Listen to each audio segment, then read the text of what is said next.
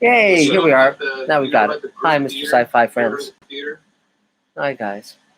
In New York or? Yeah, it was in New York in the 30s. There's a book called The Fervent Years. They started basically what is modern cinema and acting Okay. from a group just like what you're talking about. Great. Yeah, I'll have to look They got into that. together like that. Check it out. Okay, cool. So, so here we all are, and what, Dave? I'm thinking, how did I not know, Nathaniel, that you had been at stand-up? Probably because I've been sitting down for 20 years. Yeah, no doubt. I've been in over 20 years myself. Yeah. So, well, it's good. It's good to see everyone, and we've got the Mr. Sci-Fi simulcast going now too. So, so welcome everybody. We're going to be resuming live table meetings very soon, in probably by the end of June. But we'll make those announcements when we do. So, so Nathaniel, of course, is a member of our Space Command cast, as well as many other things. And in New York and Lancaster. He's just a butterfly. Yes. So, would you like to start, Nathaniel? Would you like to be the first to take your turn? That's so exciting. Yes. Okay. Oh, now we can't hear you. You're muted again. Muted. There we go. Okay. Wow, having a baby boomer moment. Okay. That's right. I'm 59 and proud of it. Wow! Yay! I born and raised right here in New York. Great. Came to a table in 2004 when I made my first appearance in LA in Los Angeles, and I'm very happy that I met Mark and Elaine through my former manager, who she will not speak of anymore. But I have been a member since, and have been very, very happy to be a part of not only the table, but the amazing show called Space Command. And for those of you who don't know, I do play Lieutenant Chilton, and very happy to do so. Great. I have been currently blessed to be a part of a new television show called Vaudevillains. And basically, in a nutshell, it's a sketch comedy show, not unlike SNL or Kids in the Hall or In Living Color Mad TV. All 12 of us get together.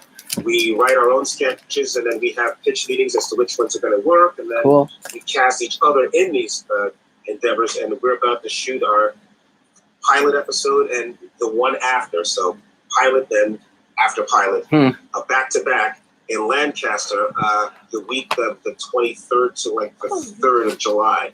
Wow. So I, for the first time, have picked the final draft and writing and testing out funny material. And I can't tell you how validating it is to have my second meeting with the cast and crew and have the director say that, Nathaniel, your audition floored me. I was in tears after your second audition, and I knew you were an immediate hire. Oh, wow.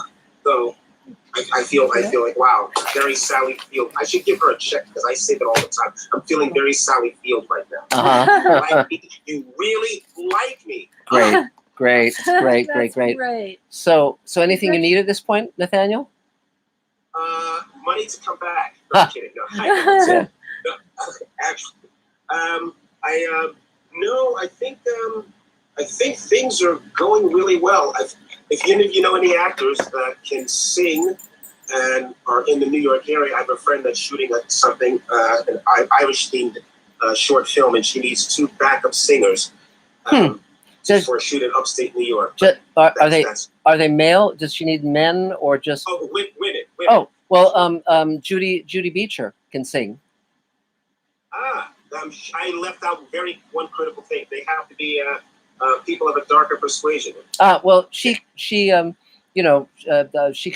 tan. So she probably knows. She's worked a lot in New York. She probably knows. I'm sure she knows people. Yeah, I'm sure she knows people. And she's only a few miles away from me. I should give her a call. Yeah. She lives in Tribeca. It's an amazing apartment. Oh, she really loves her apartment. Yeah. I've stayed there. Yeah. Very, very nice. Lovely views. Yeah, I know. Amazing. So, anything else, Nathaniel? There's that. I'm working on James Moore's next project. Cool. He's a member of the table. Those of you that know him. Great. Things are working out for him. He's already got one film that's scouting locations somewhere in the South, and I'm working on a smaller production that we were supposed to do last year called But for the Grace of God. And it's sort of a Twilight Zone-esque show, black and white. I play a scientist who discovers that there is an alien life form who happens to be, you know what? Just watch it. Yeah. Yeah, it's fun. Okay, okay. That's So I don't want to monopolize the table. I see Okay. so many people with really cool backgrounds, like Savi, Jane over there. Wow, I'm so digging that. yeah. And I like Adam. So Adam, yeah, wow, Yeah. nice. There you go. Love the lost. I'm gonna shut up now. Don't need anything except your love and support. Okay. Love you all. Okay, well, Peace well, out. try Judy, but also try the New York table. Yeah, there's also a New York Oh table. yes, I spoke to Patrick Soluri. Good. He stopped because there was no interest in doing a Zoom table. Really? There was no interest. That's very surprising. Well, there you go. Shoot. But okay, but it's good seeing you, Nathaniel. Oh, Nathaniel, I sent you a chat here with some information in it. cool. Oh, thank you, because I'm not very versed on how to do that. Do those things. Just view the chat, and you can see the chats of people and whatnot. Oh, you can interact. Yeah, Nice. right. Yeah. So great. Well, great. Well, good seeing you, Nathaniel. Yay! 3 Congratulations. cheers. That's so great. So Adam, is there a Mr. Sci-Fi question yet? I don't see one just yet. That's but, okay. We got people trickling in. Yeah, trickle in. Group says hello or says yay. Good. Of course, Galenda is both on with us here on the Zoom and watching on live. That's interesting. So now also it is the last few hours of the Kickstarter campaign for Space Command. So we're almost at our goal of 80,000. We're hovering around 75,000. So we have to make sure we get over that finish line, because if it's 1 penny short, then we don't get any of it. Or toast. Okay. So yes. So don't make us cry, make us smile, and step up. So that's Mr. Sci-Fi fans. So okay, But great. Either way, we're biting our nails. We are. We are. That's okay. That's okay. So so Adam, would you like to take your turn since you're up top on my screen? Sure. There we Sorry, go. I had a problem with the button. Yeah, a man problem. That's fine. For those of you who don't know me, my name is Adam Sartain. I am an actor, a voice actor with over 75 different voices, accents, and impressions, and I am an associate producer on Space Command. Yay. So, been very busy, obviously, with the current with the Kickstarter. It's a real nail biter. It's coming right down to the wire, which is exciting. I think it's entertaining, but it's very stressful for us on our end. I definitely would rather have a boring, oh, we made it, weeks ago, and now we're just working on The extra, stretch goals. But so that's taking up a lot of time. However, I did do another episode. I just recorded another episode of 1 Minute History. I've done a lot of narration for that channel on YouTube, and they're all 1 minute snippets of history. Wow. So the one I just did, the latest one that's up, I did, which is on John Muir, and it gives interesting little information about him and how he got Yosemite to become a national park under national control. So that was really cool. Last Sunday, I finished recording all of the musical numbers for Shrek the Musical. Oh, great. I'm, for those of you who don't know, I'm starring in a virtual production of Shrek the Musical. And the way we're doing it is all of the dialogue is done live over Zoom and broadcast. But the musical numbers are pre-recorded on green screens, and in my case, a blue screen.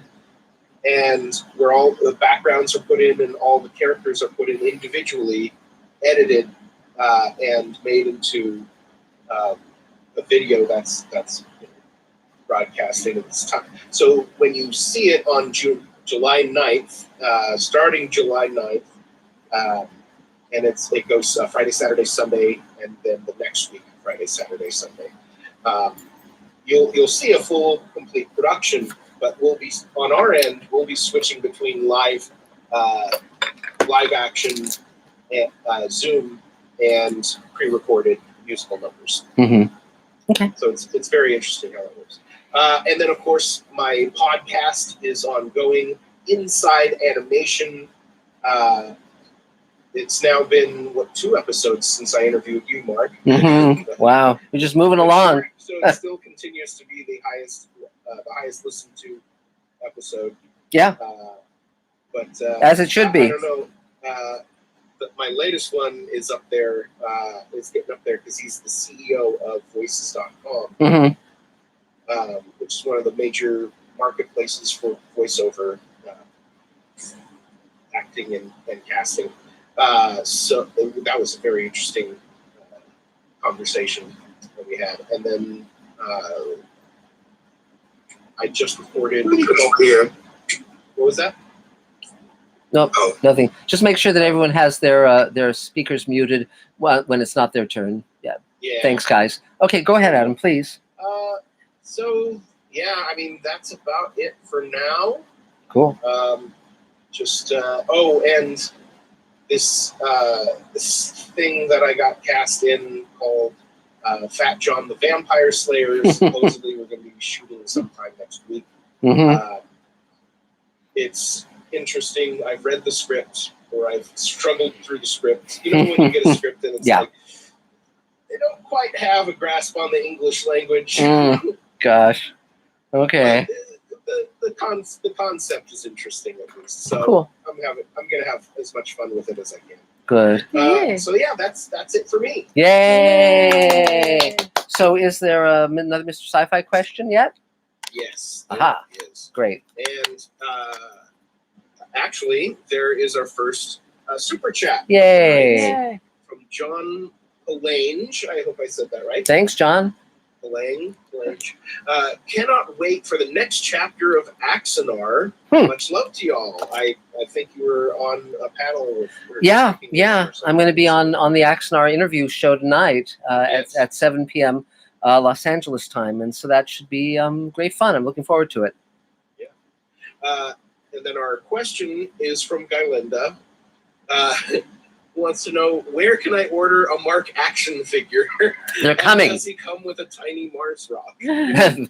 they're coming. No, I come with a Kung Fu Fist, action Kung Fu Fist, and but it's gonna be great. And yes, we are definitely at work on that. So there'll be announcements very, very soon where you can get your own Mark Zicree action figure, and you can do whatever you will with it. It's not as good as the Ruth Bader look at that. Ginsburg. Mars. Oh, Yes. boy. Yes. Very, very Thank cool. you. But definitely you can get me. Basically, you can dress me however you want me to. You can you can buy Barbie's wedding trousseau and put it on Mr. Sci-Fi. Whatever you want to do, it's yours to command in any way you imagine. So great. So let's see. So I see Arena down there, and I know you're on the East Coast, Arena. If you want to take your turn, please go for it. She may not be on yet, though. Let's see. Are you there? Are you there? No, she may not be there yet. Okay, so how about Tamir? Tamira? Okay, sure. Tamira, go for it. If you're there, Tamira. Hey guys, how you doing? Good. Good. So I have no asks.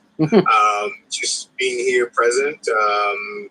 Been working on a lot of projects, even during this COVID. I think for me, artistically has been good. Been very busy. I've completed my 6 episodes of Adversity, starring Enrico Colantoni for a web series I produced, wrote, and starred in. Cool. And we're about to start pitching that right now. He was a blast to work for. It was a great get him to do it, and he was amazing on the set. Which they had a little powwow the other day talking, so he's been really cool. And been working with some folks on the table. Cool. Dave Edison and Michael Charles Lopez, who wrote the script. I think I mentioned this earlier, and we're done. We're almost done. Waiting for Bonnie to complete the score. She's been brilliant. It's going so smooth and so nice. So I'm happy. Great cast and crew. We had a nice. I'm hoping, me at the helm. I think everyone was satisfied and they had a decent job. I'm adding directing to my cat now. I'm in love with it. I've always been an actor first, But directing, I'm starting to like that a lot. So that's it. Okay, cool. 3 Yay. cheers. Yay. Is there another Mr. Sci-Fi question, Adam? Yes, we have a question from Mark Lungo, Hello, Mark. who asks, will Space Command have any shout-outs to sci-fi projects of the past? Of course. I mean, definitely the takeoff of the Paladin is a nod to When Worlds Collide, and also to Fireball XL5. We have a lot of references, in jokes relating to other science fiction TV shows and movies, with many more to come. So yeah, we'll get into all of that, and I'll point them out as they occur. So, but that's one of the fun parts of this project. So, absolutely. And as you know, I've been collecting spacesuits far and wide, and so we have ones from Aliens and Outland and the Twilight Zone and Star Trek and on and on and on. So they'll definitely show up in Space Command, absolutely. So let's see. So Dave Edison's next on my screen. You want to take your turn, Dave? Up, unmute. There we go. There we go. Hello, everyone. I'm on a different mic. Can you hear me? Yeah. Is that yes? Oh, do you want to? That's a different. Don't even tell me. That's a different You story. seem to have an echo there. Well, though, it's so- been a. We'll have to catch up with that later. I missed that.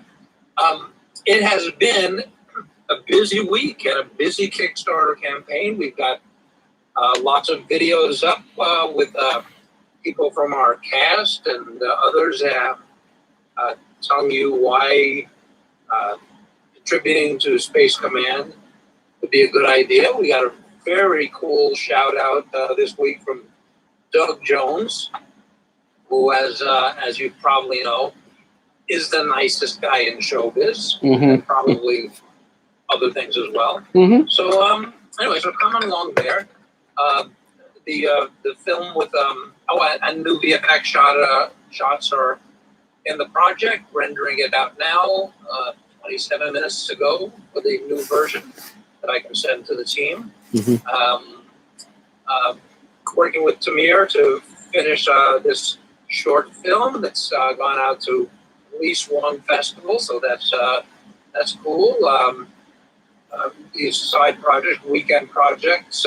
There's a feature film that is now complete, and just gotta get around to figuring out how to properly export it in a few different formats. So that's upcoming, called Fear Frequency.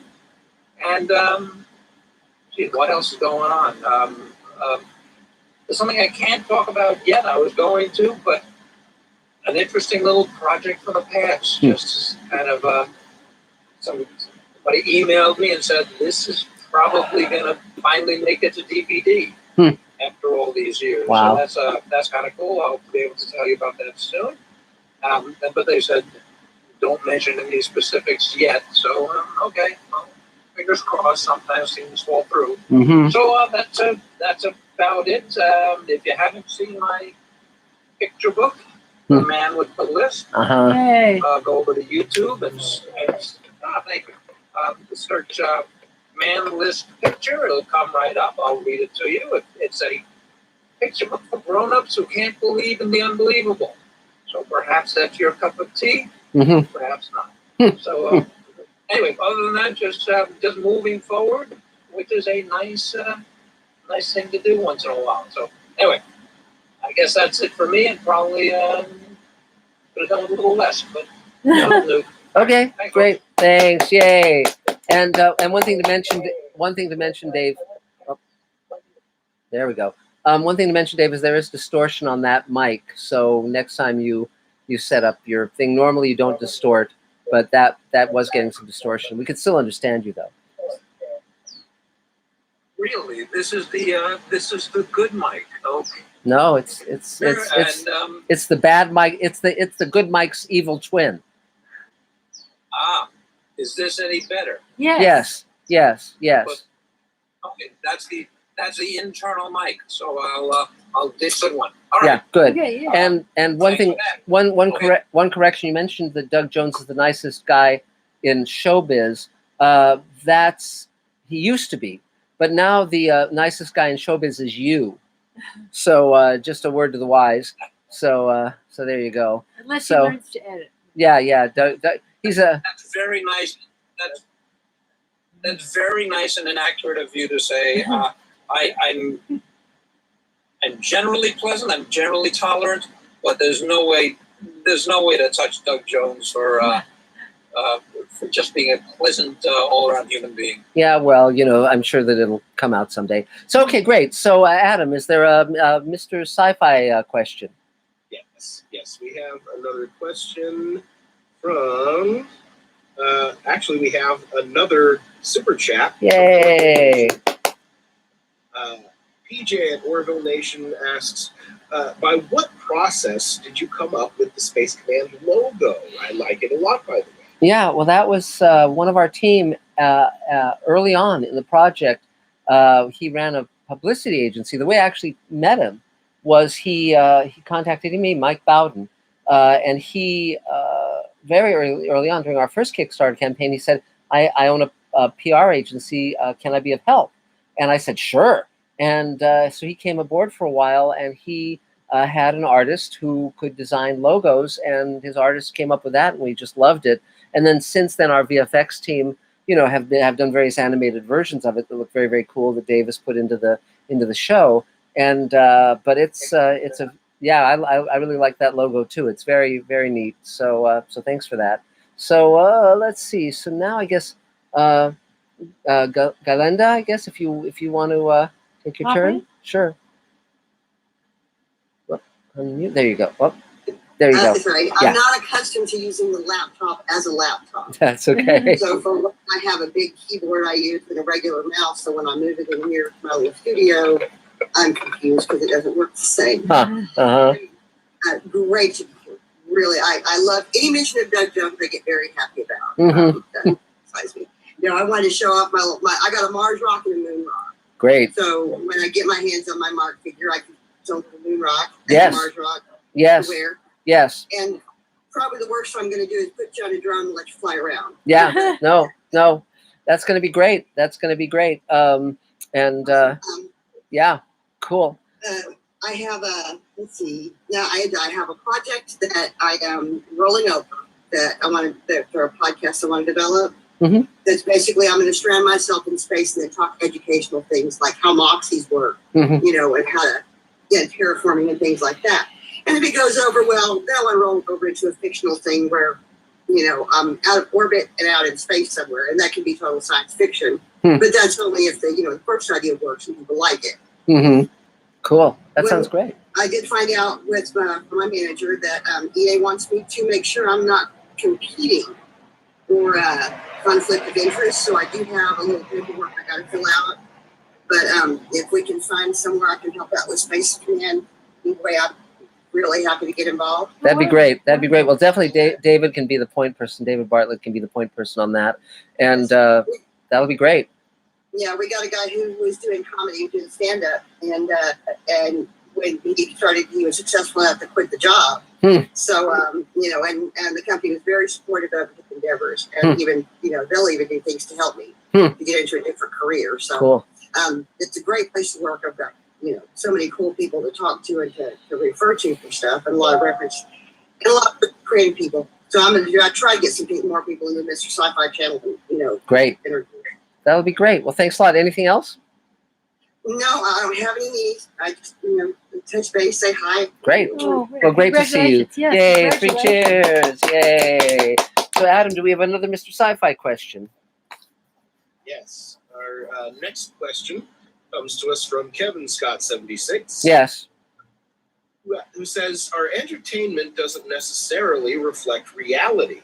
Are there any depictions of an alien society's entertainment and how it's different from their reality? That's interesting. Actually, the one thing I want in a related question that one Is could. the pool? Is the jacuzzi open? Oh wait. Stephen, you have to mute your mic. Okay.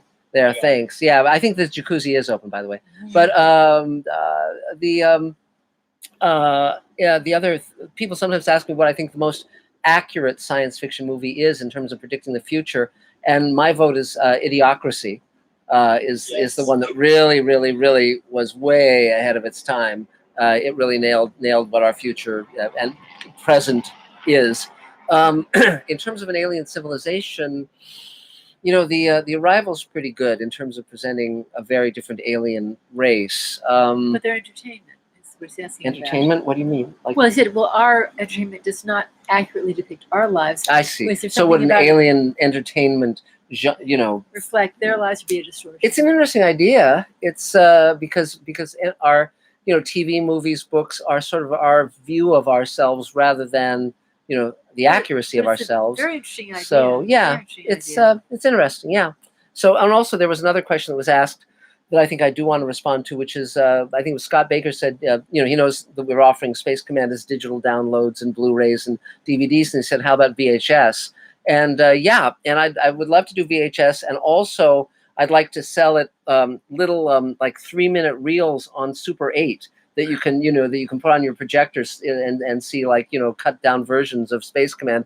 So then it would say if I can cut a deal with Castle Films, I think I'll come out with that as well, because Right that's after we do the laser discs. yes, and the 8-track. That's going to be really terrific. And if Joking aside for a second, VHS tapes as a very unusual, rare, one-off kind of pressing is Sure. something we could do. Sure. It's that's definitely something to consider as much as it deserves. So perhaps we could visit the. Perhaps we could visit Letter the. box or full frame. Yeah. You have to have one of each, of course. pan and scan. We'll have pan and scan. I want the flip book. The flip book. Yes. Well, we have David something, and Adam, something we forgot to offer is we have the photo novel of the entire first episode. A fan put together the photo novel, and we should make that available, particularly as a physical object. That's incredibly cool. That's right. So we should do that in the near future. So, okay, great. Well, 3 cheers. So Yeah. now next on my screen is Nina. If you want to take your turn, Nina. Hello. Hi. Well, I just went out. I gave a little bit of money to. I'm not going to win anything from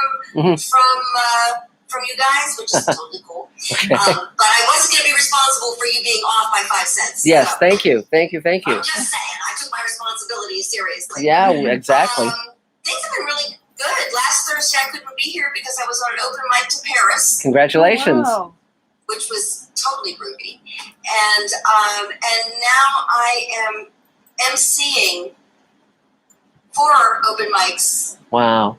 in Chicago That's Oh, great. wow. on Zoom, which is exciting for me. It doesn't, as a singer, it's really nice to be able to. I get to meet all of these musicians without having to do anything but facilitate and MC for them, which is I love doing that, and I've done a ton of shows doing MC work and stuff. So I don't know why I'm glitching, but I got to fix that. Anyway, so that's good.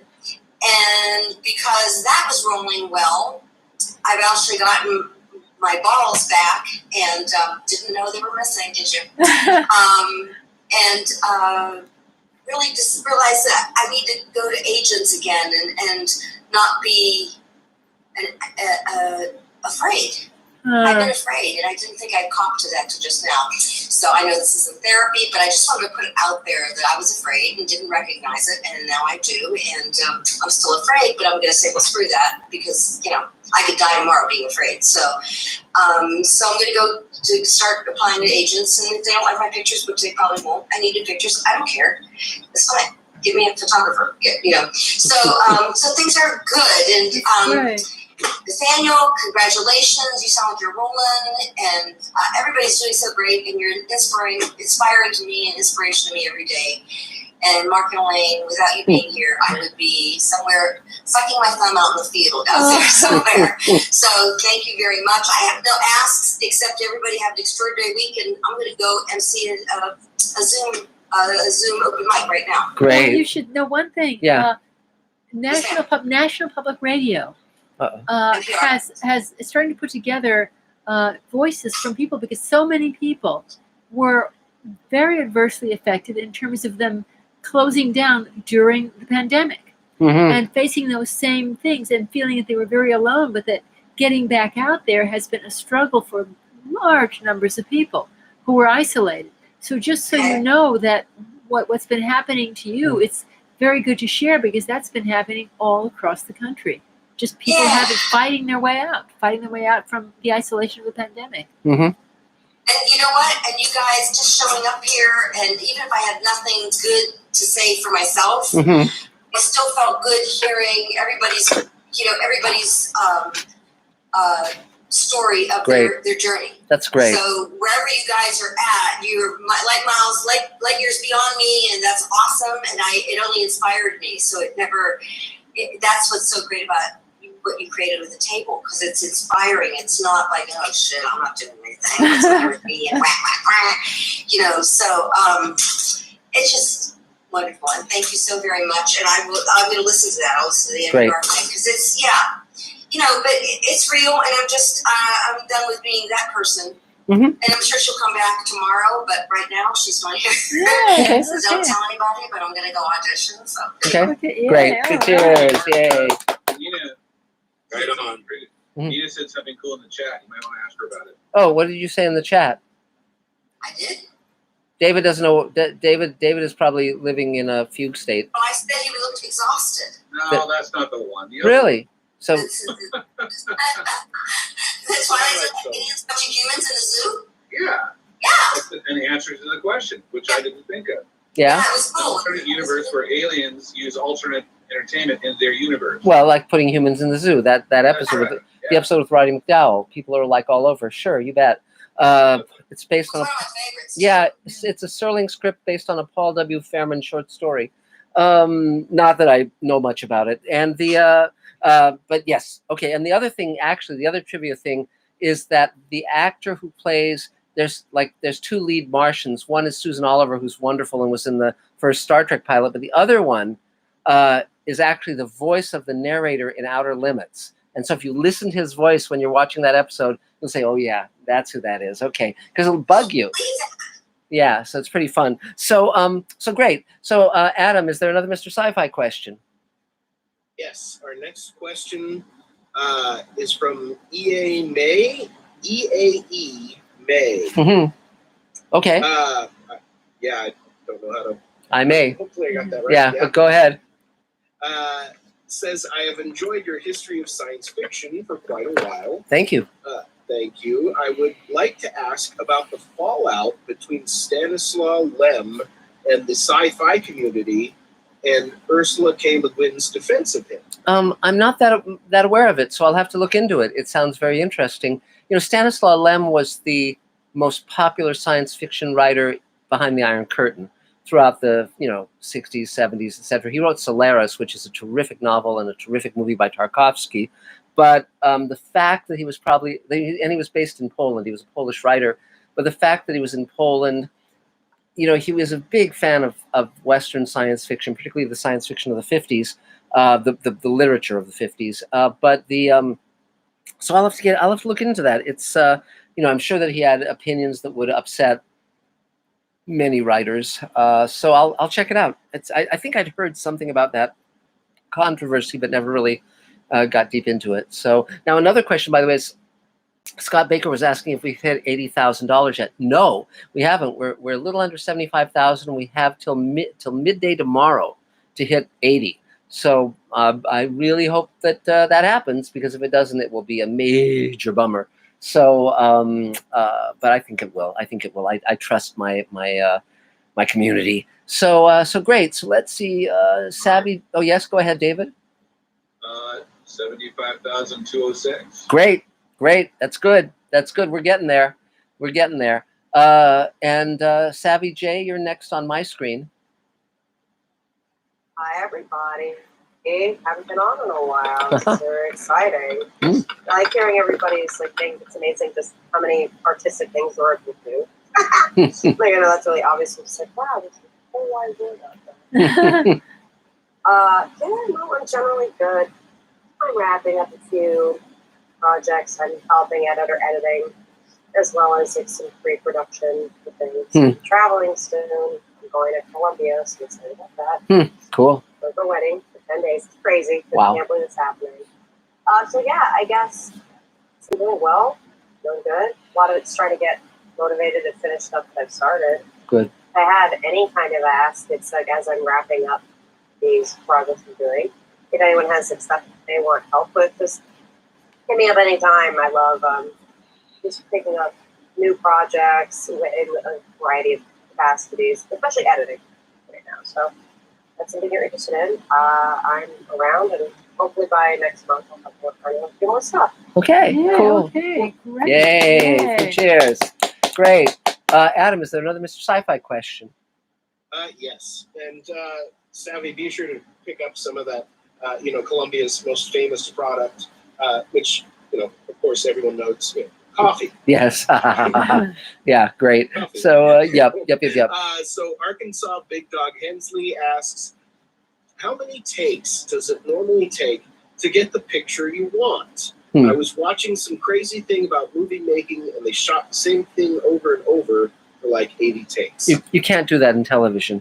Television, you might get 3 or 4 or 5 takes, unless the actor's blowing the line, and then But no, TV is a very different aesthetic and a very different medium than features. And I remember when I was watching Frank Darabont shoot The Green Mile, it was like they shot the scene and it was like fine.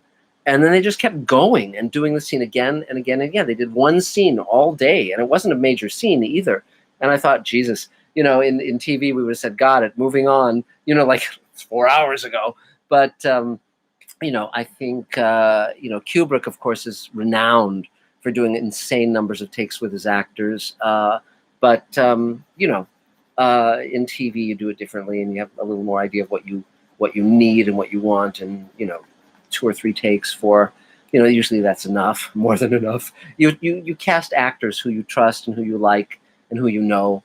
And they show up with the goods. Particularly, actors pace themselves, and like if they're working for a director that they know there might be 20 or 30 or 40 takes, they're not going to give everything they've got in the first take, because then they'll have nothing left for this insane number of takes. Whereas if an actor knows that you're doing, a 2-shot, a wide, a close shot, whatever, they know where to put the real energy on the first or second take. Some actors are best on the first take. Some actors are better once they have had a chance to warm up. Knowing an individual actor's strengths, can determine whether you're going for the close-up on that take or the wide or whatever. There's tricks. But okay, let's see. David, do you want to take your turn since you're on the screen?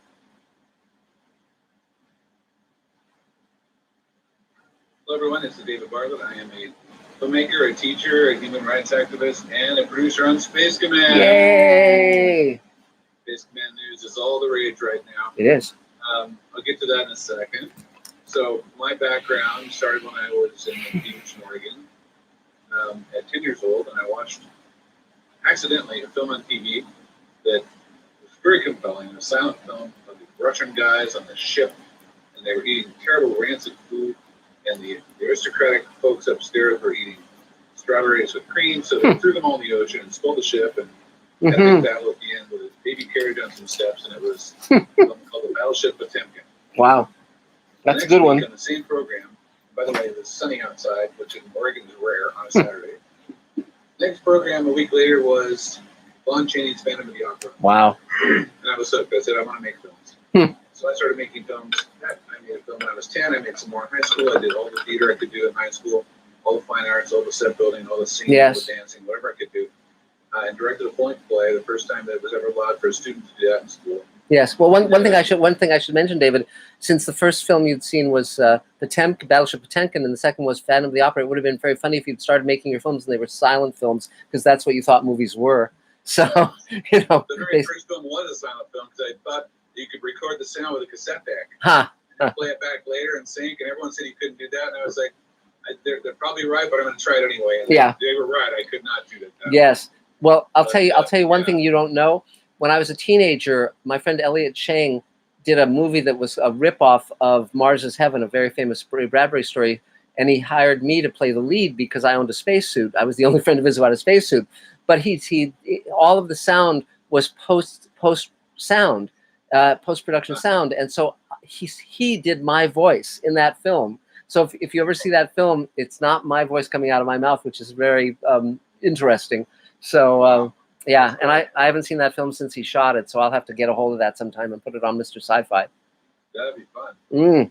It would. I've had a couple people mention lately that I have that first film I made when I was 10. And I have to remaster it because it is dark. They did warn me it was going to be too dark. And Yeah. I'll do it anyway. Yeah. And they were right about that, too. Yeah. Well, But you can see it.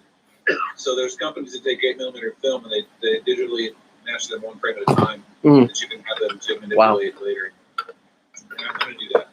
So anyway, so I went through high school and did that. And I went through college for 3 months because my mother wanted me to pick something to fall back on. So I took all the film classes they had, which was 4, and I blew through them thinking I was just doing great, and I flunked all of them. 2 of them were junior senior level classes. I don't know what they were trying to teach me to this day. But I was working in a movie theater at the time as projectionist to have a place to watch free movies and also do my homework. So I stayed doing that. I did that for 3 years until I moved to LA, and I've told them some of those stories before. But I started working on very big movies right away, and then did some great education and some classes at the Sherwood Oaks Experimental College with a great late Gary said, who we all love in the door. He's a great person, and really helped me get a foundation. So I worked with people like James Cameron and Roger Corman, and Erin Moran from Happy Days was in the film I worked on there at New World Pictures. And that was cool because she was cool to me. I recently worked on Ripple Effect, not Ripple Effect, what am I saying? I worked on Sweet Haven, the table read we had, and Marta was in that, and she was also Judy in Lost in Space. So that was a lot of fun for me because I had a big crush on her, who didn't? She's so pretty. And I love Lost in Space. So it's fun to be able to do films that I've worked with people that I knew from, when I was younger, and then also come back and actually work with them professionally. So I have a story tonight about Patrick Swayze. I admired Patrick Swayze, and then I was able to work with him. So he and his wife were doing a film, and people don't know this all the time, but he was a very, very trained dancer, ballet dancer and jazz, but especially ballet. And he and his brother grew up with their mother, who was a famous choreographer in New York. So he met his wife there as a ballet dancer, and they had a third friend, and they revised their dream of ballet 30 years later or something to do a film about a pot of 12, it's called, 3 dancers that knew each other 25 years before and were re-meeting again to revive the same famous dance they did. And the film is about that, and it's also about them in real life. So it was a lot of fun to do that. I was being interviewed for this job, and I worked at the sound company. My friend and partner, John Dunn, was there, and Patrick and his wife. And we're outside of one of those plastic parasol kind of, awning things, the little plastic chairs that stacked up, real chill and relaxed, and they're talking amongst themselves and asking questions. I hadn't said anything. So Patrick turns to me, he says, "So David," I said, and he said, "So I want to know what you want to do with the film, what you would do with the film, and how you thought your approach to the sound would be for the film, because I was going to be the mixer." And I said, "What?" And before I could say any words, all 4 of the legs of my chair shattered underneath me, and I was flat on my back, like that fast. And they all were startled like this. So I didn't know what to do, so I stood up and I did one of those Nadia Comaneci, I turned like this and to the side like this, and arched my back like the Olympics. And Patrick later told me that we got the job because of that. That's great. And if you can, under pressure like that, we want you with a sense of humor. That's the one. That's great. I did a lot of work with his wife, especially, and he came back from a hairstyling appointment with hair down past his shoulders. He'd spent 4 hours getting extensions in his hair. He was about to do a film that took place in medieval times on horses and whatnot. And he came back from there, and then we finished the film, and it was just a wonderful experience for me. So that's how you get a job. That's great. That's great. Great. So let me see. So let's see now. I guess did the career thing, whatever. Space Command is the career right now, that's for sure. I spent the last 2 days in some very exciting times. We had a break-in at the studio. Someone came and I got a call at 6 o'clock in the morning that there was footage of people having broken into only 2 units of our maybe 50-unit complex. Of course, we are one of them. And we had a couple things stolen and a couple things damaged and broken, and I had to deal with the police for a couple days doing that, and the Kickstarter campaign. Yay. So that was exciting. But it's all behind us now for the most part. and we're back to normal, more or less. And we're going to have a nice brand new piece of glass in our door in a few days. And I did get to see some actual police work in action. Mm. It was fascinating. Mm. I always try to find out if I can get the people to actually be themselves Mm-hmm. in a situation like that. So I see, okay, you've got the persona of, a sheriff's department employee, right? A sheriff. And you've got the persona of the woman that comes to do the fingerprints, Mhm. right? Mm-hmm. Turns out the fingerprint people are not police officers. Huh. They're hired as a third-party company Mm-hmm. to do that work. And they said, oh, well, we won't be able to get them out there for 2 weeks. And they called me this morning. So that was cool. Mm-hmm. But I managed to get some conversation going with each of them and find out about them. I said, so this, you see these shows, these crime shows and movies and stuff. I said, people really do behavior like that. They have the children. It's like bullshit. She says, well, the time it takes to get the results is absolutely not the time it takes for us. But the procedures and everything, they get pretty close. So Mhm. I thought that was interesting. So now we've got fingerprint dust all over our office. Hmm. But, excuse me, things could be worse. Our campaign in Space Command is currently up to $75,206. We only have less than 5,000 to go, Hmm. which is very, very doable and very exciting. Great. We're going to see how that goes over the next 18 hours. So does it say 22 hours to go, it says. Yep. Yep. Is that right? Yeah, that's right. So check it out. If you want to pitch in and help out, if you think that $50 isn't going to make a difference, I It does. beg to differ. Just as I just said that, it went up to $79,382. Yes. I was emailing back and forth with someone who had a question about that, and he wanted to buy a half share, and I said put it in the Kickstarter campaign. So that's taking it up to there. So that's good. That's good. Yeah. That as we're on the phone, we just got $4,000. Yeah, it's great. $3,500. That's great. So this is how it works. So now, maybe in the span of the table tonight, we can see this go to 80,000. That would be great. We're only a few $100 away. Time is had by all. Yay. Yes, great. Anything? Yay! 3 cheers. Bye, my friends. So Yay. that's the career part. Mhm. Second part is Space Command. If you want to work on Space Command, because we have lots of things going on, we're building sets, we're making visual effects, we have we're about to have quite a few perks to be delivered. And although Adam is the wicked fingers of the internet electronic perk world with Sabrina, we have physical perks. And guess who handles the physical perks being shipped? I do. Yay! If you want to come and help do that, I'll be happy to have you help. It's super fun. It's super fun. But we're still going to have to make this work. The studio has a shipping area. It's all set up. It's very cool. It's easy to do, and you can work with Sabrina, who does all our shipping. She's in. Where is she? She's in. Not Brazil or Bogota. She is in. Help me out, Adam. Oh my God. Anyway. Yeah. In South America, in a country that starts with Bolivia. Bolivia. Same difference. You bet. Yes, Great. I guess, maybe I am that exhausted. Yes. Ines is my assistant and our associate in many areas, and she is in the Dominican Republic. And the three of them, meaning Adam, the two of them, handle all this kind of stuff, and then all need help. Yes. So if you want to do that, you can do it out of town. Mm-hmm. And I am going to talk to Arena soon. Arena gave us a couple of films that she made, behind-the-scenes films that are really cool. And we have got, I keep saying this, I know, we've got a ton of stuff we can give you. And as soon as this campaign is finished, which is going to be very soon, then Ines and I are going to start dumping all kinds of files your way. And you can have your way with them and see what you want to do with them and make some fun things happen. There's a really great video I always wanted out there, me and Mark, on the set of the original shoot of Forgiveness 5 or 6 years ago, doing a tour of the front and the back of all the sets, talking about how they were built and measuring things. And it's not like behind the scenes, like, to an excruciating detail, but I think it's very fun because Mark is enthusiastic even about that. Yeah, yeah. He just loves this so much. Yes. At the time, I was super enthusiastic too. Yeah, but you're now just a shadow of what you were. Yeah, you're just If you want to work for pay, I can provide that. In some cases, if you want to work for volunteer, I can definitely provide that too. Yes. So I will put my email here. This goes for all the folks that are on Kickstarter. Yes. Kickstarter. And one thing, and David, one thing I do want to mention. Mr. Sci-Fi, that's what I meant to say. You also can volunteer and help. It's no problem or get paid work. I'm not discriminating. Yeah, okay. What I was going to say, both to the Mr. Sci-Fi fans and to the table members, is the one thing that was taken that is not replaceable was a spacesuit from the movie Cloverfield Paradox. So if you see a spacesuit for sale on Craigslist or eBay or any of the auction sites that where they may not know that's from a movie, but they won't know which movie. They'll say like movie spacesuit.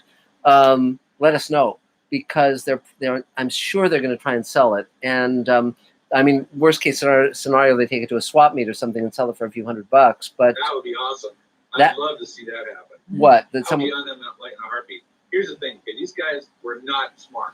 Yeah. This guy they're both on camera. That's the thing. One guy's like this goatee, kind of overweight, McCurdy's guy, and this other woman that's very strange. And they had a little car and they pick up with the tailgate down, and they zoom in, and they went to our neighbors. They liked this place, and they liked our place. They were in and out of there fast. They went into the studio. They went all the way to the back of the studio, and they found our table saw that had wheels, and they wheeled it all the way through the front. Okay, that's weird. You can buy these things for $350, right? Then they started ransacking some of the studio and looked around, and they were like, I'm sure they were completely confused as to what they were looking at. There's some lights, there's consoles from Cloverfield Paradox, there's a bunch of, it's like, they didn't even know what to take, so they just left that area. They broke a big hole in the door, and they took the case that the red camera is stored in, but they didn't take the red camera that was sitting out assembled on the counter in front of them. Right, which is good. It doesn't make any sense. They left the laptop on the desk. Yeah, untouched. it's a crime of opportunity. A $1,500 laptop. They didn't even take his laptop. So these people are so stupid that they could very well put that spacesuit up for sale on eBay or on Craigslist. It's very probable. And it's obviously a one-of-a-kind item. Yeah. And so I think it's very important that we coordinate to alert Craigslist and eBay and the major auction houses of this stolen item. $79,794.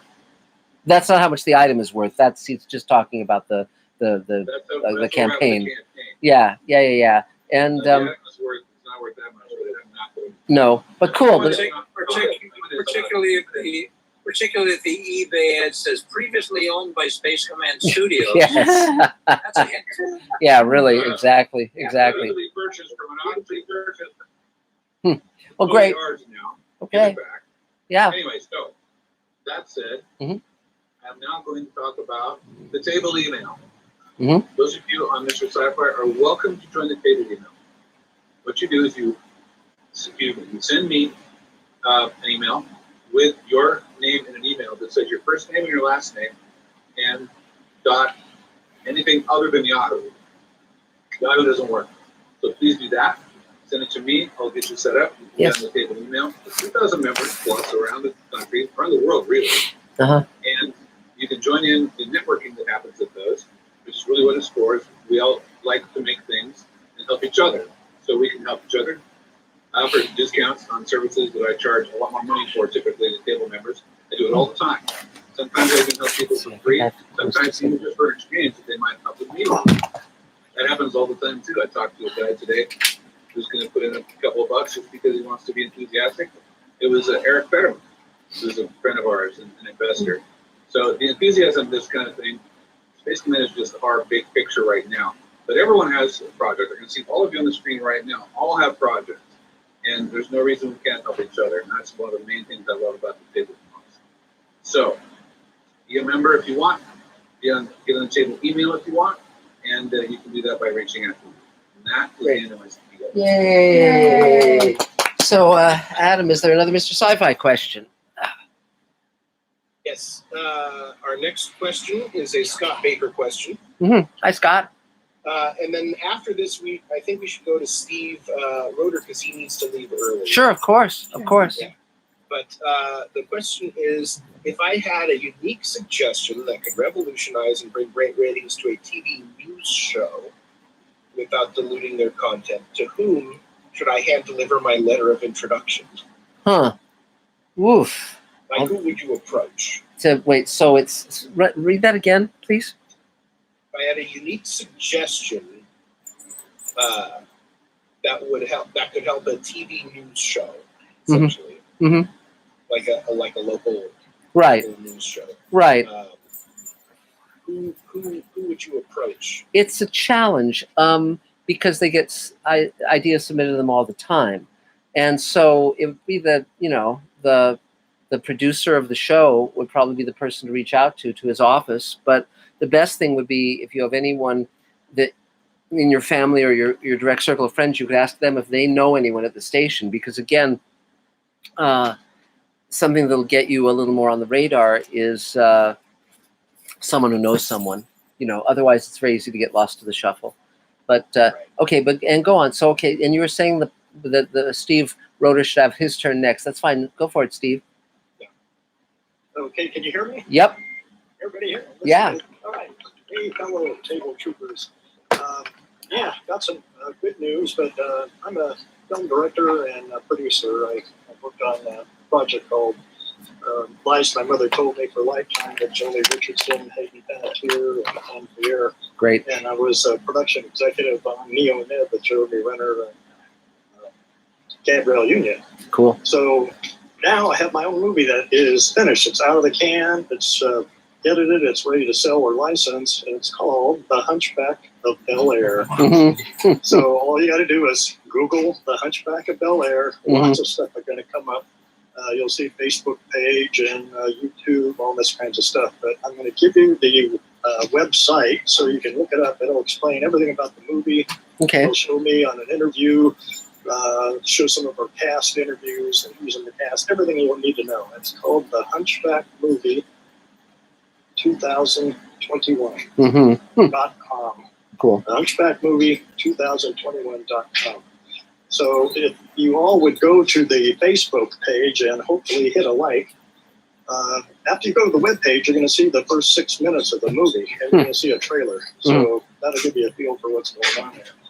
It's going to tell you how I made the movie on 4-day shoot with a micro budget, but all of that is there. So if you guys could put out a blast on Facebook if you like the movie, send it out. If anybody has any questions right now, be happy to answer. But very excited. What I need is looking for either a aggregator to get on some of the streamers, or if anybody has contacts with the streamers, I'll sell it. Well, gets me in the door, I'll sell it. Sure. Well, definitely sending an email out to the table. Email is a good idea because you never know who knows someone. There are, what's his name? Michael. There is a producer who's a member of the table. I'm blanking on his name, but he produces a lot of features, and he might know. I don't know if David or Dave Edison remembers who I'm talking about, but or maybe his name isn't. I think it's Mike something. Michael. He's a producer, and produces features, but it'll come to me. But no, I don't remember who that is, but I do know something about aggregators. If you want to talk to me later, okay, we'll go over that. Cool. Yeah. The guy I'm thinking of is a Latino guy, and he's kind of middle aged and has the requisite number of features. But okay, well, yeah. So anything else, Steve? Yeah, and or a foreign sales agent. Sure. This is a B movie. It doesn't have any A-list actors on there, so yeah, but it has its place. It's an anti-bullying movie. So, and the way it's presented will teach bullies a lesson that they'll never. Oh, I thought you said an anti-bowling movie, and I was trying to figure out what on earth that would be. Anti-bullying. Get it? I get it. If you ever got, isn't it? Yeah. One could say yes. Small Lebowski. Yes. There you go. Great. No, if you were ever bullied, you're going to enjoy this movie more than a bully would enjoy it. If you were a bully, you're not going to like this movie because it'll tell you what could happen to you. And I guarantee everybody that's watching and listening to me right now, there's 3 red herrings in this movie. So if you do get it and you watch it, I guarantee 100% you will not guess who the main culprit in the movie is. Wow. You will find out at the very, very end, but until then, guaranteed 100%. Cool. Great. Well, 3 cheers. Yay. Thank you. Hey, do we have another Mr. Sci-Fi question? Oh, yeah, go ahead. Yes, David. Sorry to interrupt. I didn't give my email to the Mr. Sci-Fi people. Sure. Because I didn't say it verbally. It's davefilms at hotmail.com. Dave Films. LMS. Yeah. And Adam can put that in the chat already. He can put it. Dave, yeah. And so, is there another Mr. Sci-Fi question, Adam? Yes. Let's go to. Moved. Here we go. see. Wow. Shows.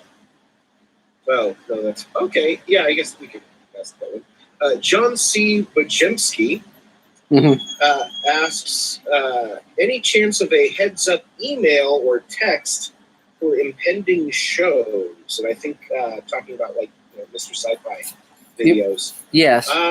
Yeah. I suppose we could do We should that. figure out a way to make that work because again, we're here every Thursday night at 5:30 p.m. Pacific time, but we did a special question and answer session on Tuesday. Was it Tuesday, Adam? I believe so. Yes, it was And Tuesday. and we really I don't think put that out very very widely. And yes, but we have to figure out how to get the word out, more widely to our fan base. One thing you can do, of course, is if you obviously if you pledge to Kickstarter or any of that stuff, then you're in our database of emails. Because the one problem with YouTube is that although we have over 80,000 Mr. Sci-Fi subscribers, there's no way to send them a message directly, and that makes it a lot harder to alert people. I wish they had that feature. It would be a great feature, and but they don't. So but cool. So now also Elaine is back. Hello, Elaine. I just got So gaslit by my dog. no, the dogs needed to go down and then they came back. And they didn't. So Okay. yeah, like boomerangs. But so okay, so what I'm going to do something unusual right now because I have to peel off in a few minutes to be on the Axonar interview show. What? Mark Yes. William Garcia. William Garcia is the name of the William producer. Garcia. Yeah. So David can hook you up with. David can hook you up. Yeah. I thought it was Michael something. So William Garcia definitely is. Yeah. He's actually the one that knows about What do I win? You win a Mr. Sci-Fi colostomy bag and attendant features. So okay, great. Well, three cheers, three cheers, Dave. Okay. I hope I can find shoes to go with the bag. There you go. Yeah, exactly, and accessories. But okay, so moving right along. So because I'm going to peel off to the Axonar interview in a few minutes, I'll do me. I'll do my turn at the middle rather than at the end because I won't be here at the end of tonight's Mr. I may, but just in case. So my turn. Well, we're getting very close to $80,000, and so I really hope we make the goal. I'd love to. And we will put it to good use because we are now in the process of finishing post-production on the second hour of Space Command, finishing post-production doing post-production on the third hour. We've started shooting the fourth hour. That doesn't include the 2-hour bonus episode we did during the pandemic, doesn't include the prequel audio play that we've already done and the graphic novel, all that stuff. But it's very exciting.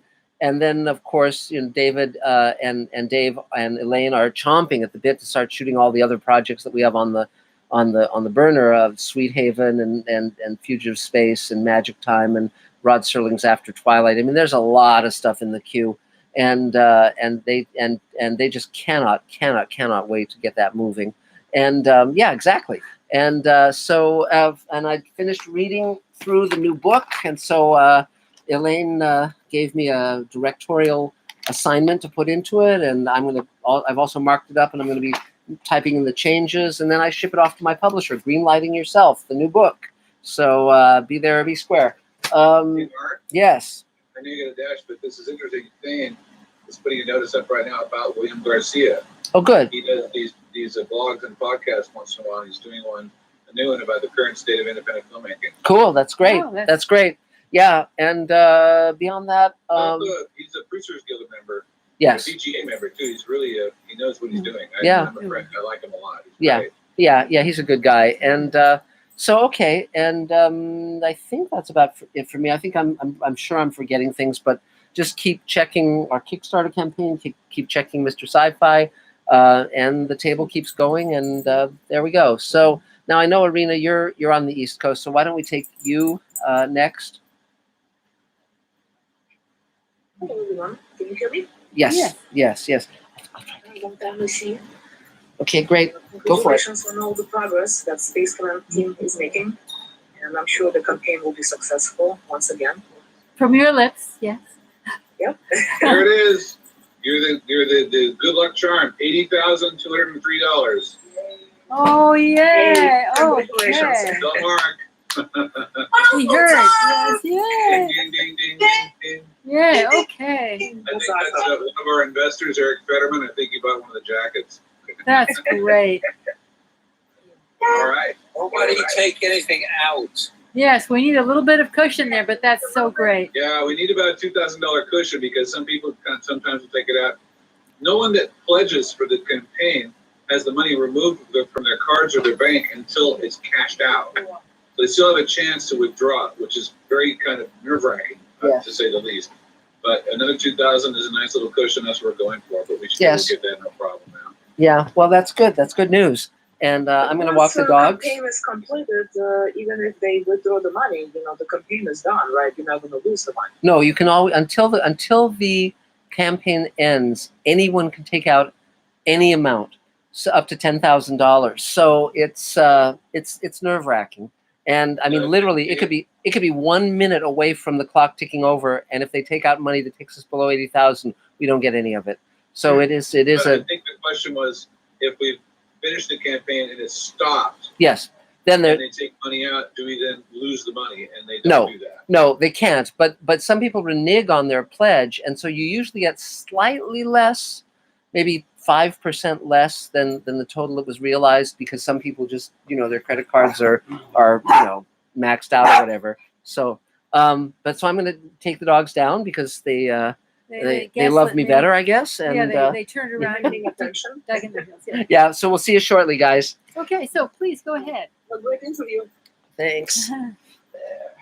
Yes, my question is actually kind of just connected to the funding of projects. I'm currently taking a film financing workshop, and one of the things that keeps coming up is, I guess you call it the non-for-profit slash fiscal sponsorship. And I'm curious, you have so much experience, fundraising multiple projects. Have you come across this? Have you utilized it? Because I'm kind of curious, if investors are more likely to give money for the project, with a possible profit in the future, or some people just want to help the project and then they get the money back, through the tax incentive. Basically, they can deduct that amount from the taxes. So I'm curious, if you have encountered it, if you have used that, do you have your own non-for-profit? Because that's what I'm thinking. Is it better to work with a fiscal sponsor, or is it just better to create your own non-for-profit? So this way, all the money comes to you. I have never done a nonprofit, although when you set up any kind of a situation in which you're getting investors, you need people who love movie making and are prepared to lose everything. So I can address the nonprofit. Oh, great! Thanks. Please. Well, nonprofit organization, 501c3, is different than not-for-profit. Not-for-profit just means you're telling people that you're not going to make any money, but it still goes to the IRS and the SEC. So 501c3 non-profit corporation is a charity. Here's the different ways it goes. There's donations go to a charity. Investments go to companies and corporations or even DBAs. And in case of Kickstarter, it's contribution. So we don't have investors. They don't get their money back. They're contributing something, but they're getting something in exchange. Then there's also the gift, which is someone just gives you money. So it all has to be tracked by the IRS one way or the other. And the non-profit organization, which is very difficult to get because I had one, and it's challenging to keep, is the way that someone can give money to that group and it's not charged to the IRS, and it helps some kind of cause do something. So not-for-profit just means that you are making a short film and you have no way to get your money back, and you're telling people up front, I have no way to get the money back for this thing. I still want you to invest. And that's basically a gift.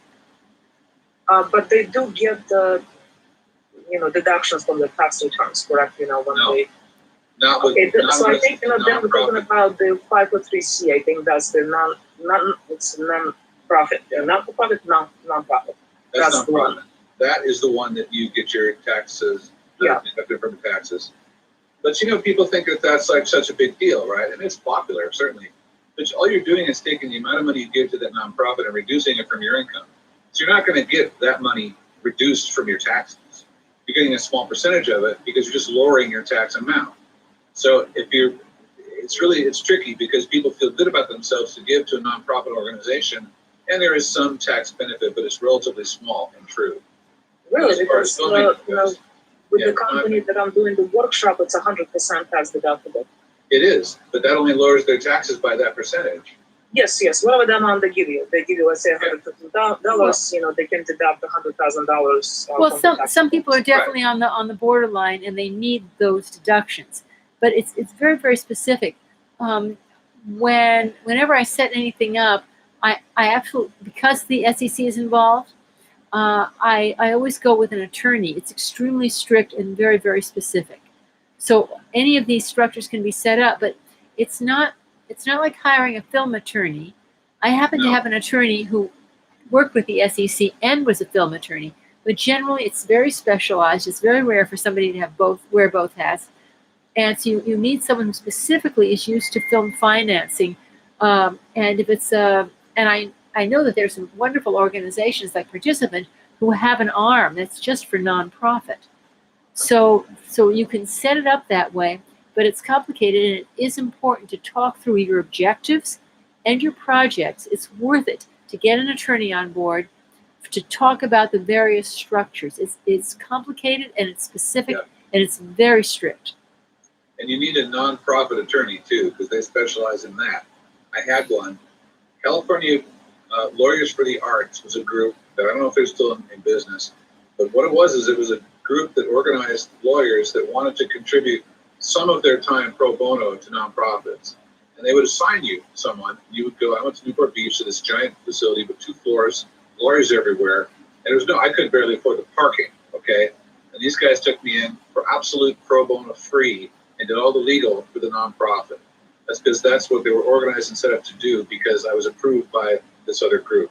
So you just have to really, I don't know if they still do that. It's all they are still doing that. Yes, they're still doing that. American Society of Music Arrangers and Composers just signed with them a few months ago. Great. That's great. Arnie has done amazing amount of work. Great. In the chat, the name of the organization? Yeah. You know, what's happening now What's is that the COVID is, the name of the let's say, organization? over, right? And because of that, there's all this excitement. Everybody's on the freeways. Everybody's going to bars. Everyone's loudly playing music. It's like, it's going to be like the Roaring 20s. We're about to launch into that, and no one knows what people are going to do about things like nonprofits and whatever. So you just have to find out what's current and really pursue it carefully, so you don't get your foot in a trap because of the legal part of it. Bonnie, what's the name of the organization specifically? She asked the name of the organization.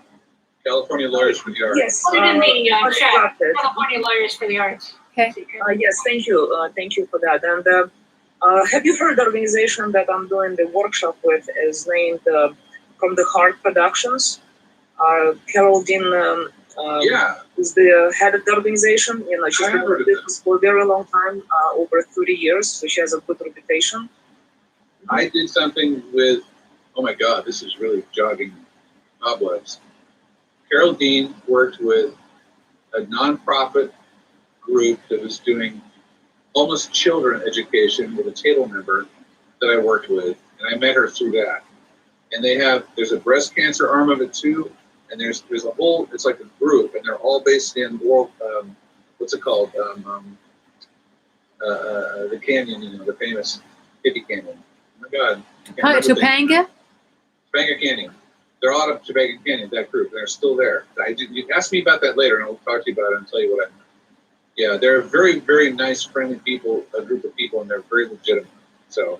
Yeah, and on this particular workshop, also Tom Malloy joined her. So, it's great because, I'm doing like this really prolonged, it's like 8 sessions over 4 months, and I'm literally learning from 2 producers who have so much experience in the industry.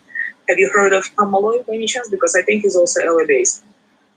Yeah, they're all part of that same kind of circle of friends.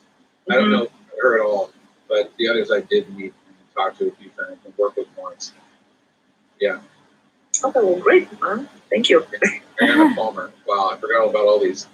That's wild. Yes. When I say I'm a human rights activist, I actually had a nonprofit, and I was doing a charity profit for orphans, and I was really gung-ho about that. And things changed and shifted, and I had to put it on a back burner. But that's how I know about this kind of world, and it's It's its own niche environment, and it's got very specific rules. And if you can join them and be in their club, they'll open up every door for you. And if not, they won't open any doors for you. So there's that. Oh, that's awesome, because I think I'm already officially part of the group, because I can see you at one of those parties and one of those fundraisers in a heartbeat. You'd be the center of attention. Well, one way or another, I'm gonna make it to LA, I promise. Okay, Absolutely. great. Your future is in Topanga Canyon. Okay, lovely. Okay. Thank you. Yay. Okay. Now, in terms of our chats, is there a question? But because Mark isn't here right now, I'll throw it open to anybody who can answer. What is the next question? We don't have any questions. So No questions. Okay, so we're good. All right then, Carol. Hello. Hi, everybody. It's so nice to see you. Mostly, I'm glad that you and Elaine and Mark and David Bartlett are not manifesting any post-traumatic stress. I thought you'd be like quivering since the robbery or something. Oh. You obviously didn't put it into your deepest solar plexus, so I'm really good. Just don't put it in your body. Okay. I'm really glad. Okay, I'm wearing 2 pairs of glasses. Please don't make fun of me. I guess I'm here as an actress, so I'm really open to table reads because I'm not going to audition. So if you need me as a fast study, I can fill in pretty quickly. Whatever you need. I'm really excited. So my new literary manager said, write a pilot based on your second book. So I just got it hot off the press. Oh yeah! All right, thank you. that's From great. last night, and it's going to be a movie of the week pilot. That's what I decided. But it really came out cute. I'm very excited. I'd like to cast all of them.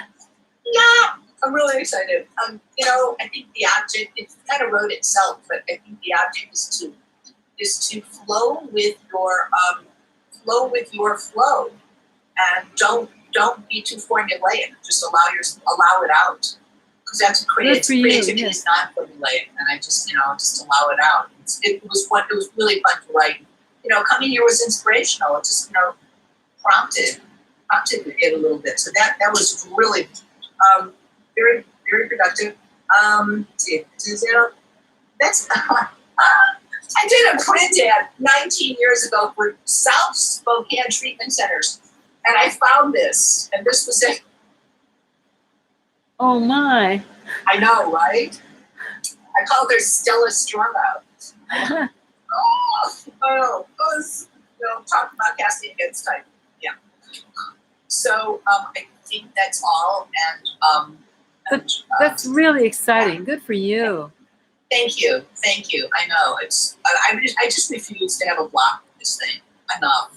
Blocks are all about what if I'm not good enough. Screw that. The whole world walks around. What if we're not good enough? So I think we get to not have that. Yes. Okay. Right? Exactly. Okay. Good night. All right. Okay. Yay. Thank you for listening. Shalom. Shalom. And none of us are good enough. Okay. So, any sci-fi questions yet? There's a Bob Rich question. Okay. Which I think Dave Bartlett might know this one. Okay.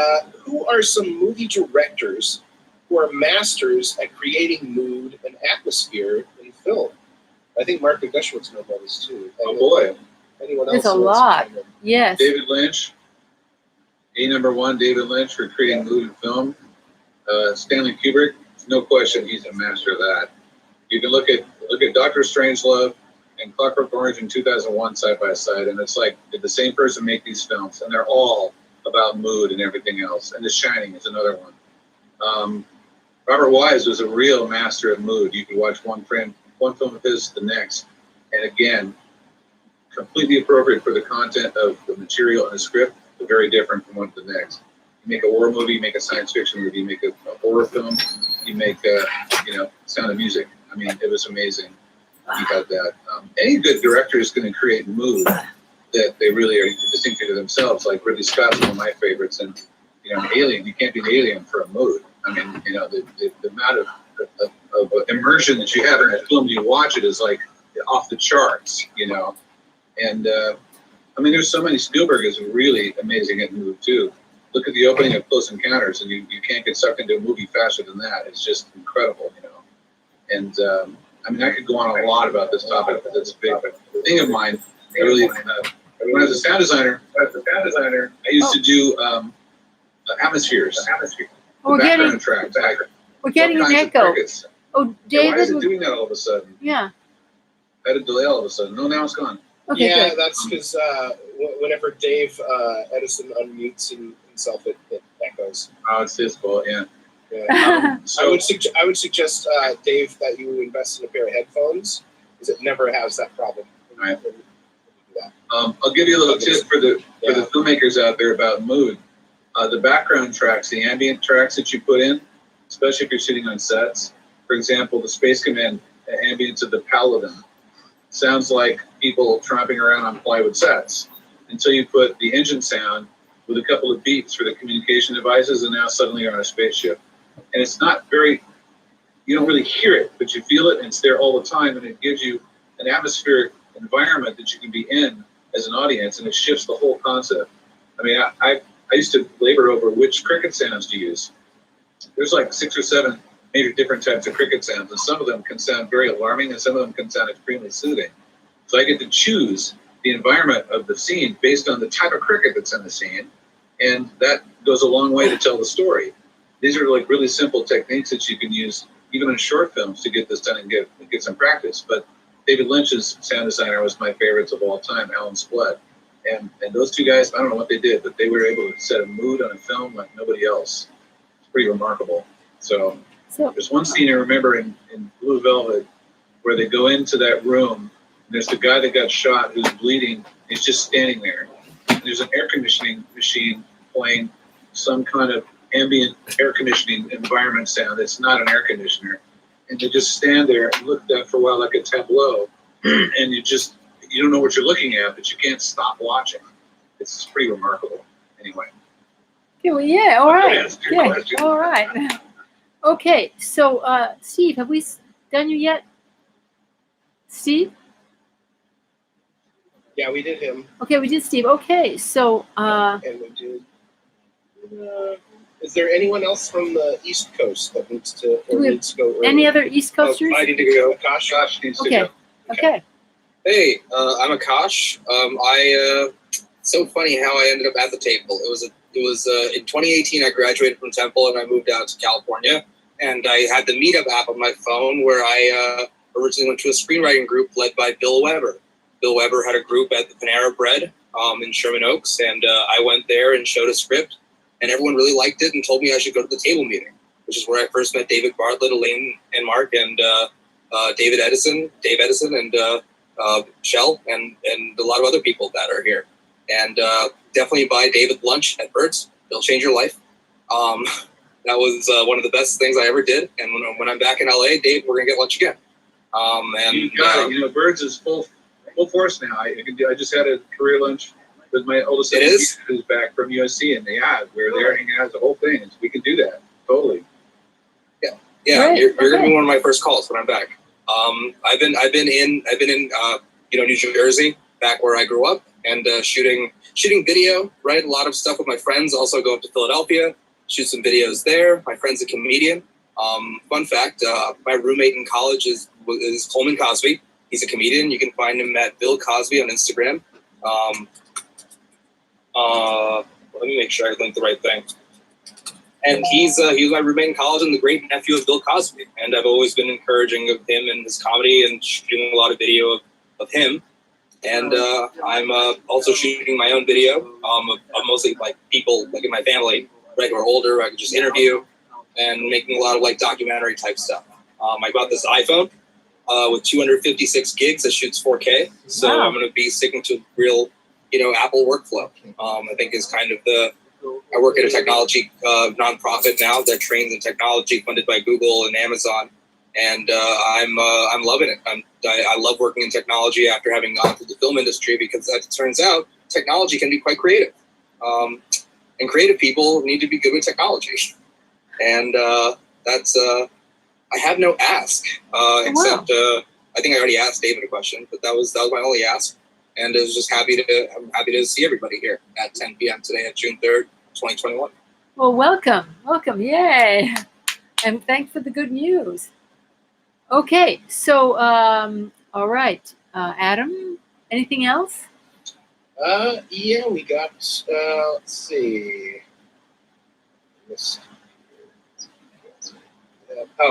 A question for you, Elaine. Okay. From Mark Lungo. Hi, Mark. Yeah, he wants to know, how are your personal projects going? Oh, I'll save that for the end. That with my You turn. can say that for Yeah, I'll save it for the end. Thank you, though. Okay, so who's next? Who hasn't spoken? Let's see. Brian? Are we up to Brian? Yeah, I think Brian would be next. Brian. Hey, how you doing? Brian Hasek, filmmaker, and yeah, I've been unemployed for the last year during COVID, so I had a lot of time to do all of the things I've been putting aside. So I've spent time on animation, storyboard, writing, a little bit of volunteering at Space Command, and then I just got approved for 29 more weeks of unemployment, so I have time to volunteer. Oh, yay. Okay. All Pretty right. much right away, yeah. And didn't want to just do a day here and there, so I've got, I can give you whatever you need and figure out, what's the most important. I heard you have a big list of stuff, so. Well, that's great. Yeah, I've got set things I need to get done if you can. That'd be awesome. Yes, okay, yeah. And then we, and anything you can do to burglar-proof our place would be great. Well, that's funny. I have one of those security cam things that can record to, I guess it's got its own hard drive, but it could also go to web, so you can really record from anywhere. Wow. I'm not using it right now. I could give you on loan, but I don't know if you have something like that already. No, we don't. I haven't started looking into any systems like that yet. I would love to, get together with you and see what you've got.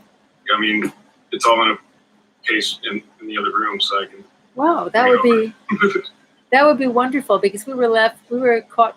We were caught. Yes, we were.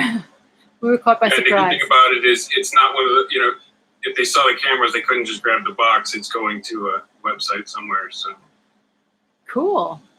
Okay. And yeah, I saw you hit the mark, but I just gave some money towards the Kickstarter. Got my dad the Twilight Zone. Oh, that's great. Thank you. Welcome to the family.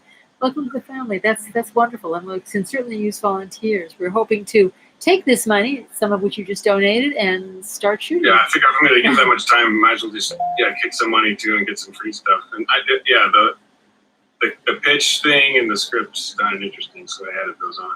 That's great. That's great. Okay, well, welcome. Okay, so Adam, anything else? Yes, we do have another question, and Brian will be. I got you on the list for the VIP tickets. So yeah, thank you again. Cool. Yeah. So we have a Scott Baker question.